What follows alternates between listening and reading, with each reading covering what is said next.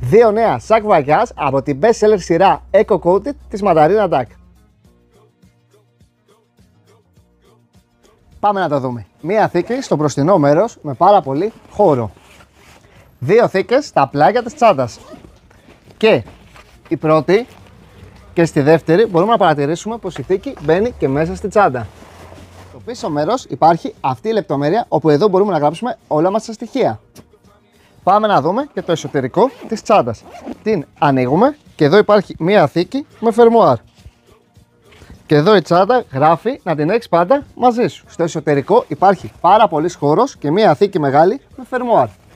Και αυτή η τσάντα έχει κάτι το φοβερό. Μετατρέπεται σε τσάντα πλάτης.